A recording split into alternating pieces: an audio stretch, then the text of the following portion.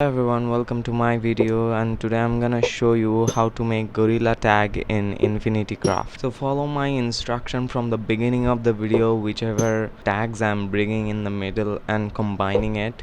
Bringing the gorilla tags here is just a basic rule of how the gorilla came on earth. For example, at the beginning I have selected the water and then earth, it became plant, and then step by step we are gonna find out where the gorilla tags will come. As you can see, we already got the tag of monkey and ape, and then you see the gorilla is here. But wait, this is not the end, this is supposed to be gorilla tag. So let's see what we can do here.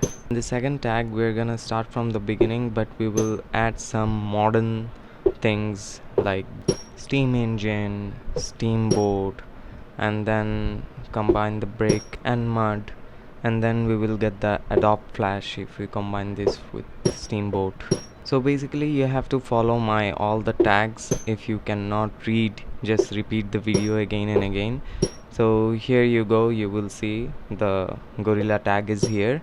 So if this video is really helpful to you, don't forget to like the video and subscribe the channel.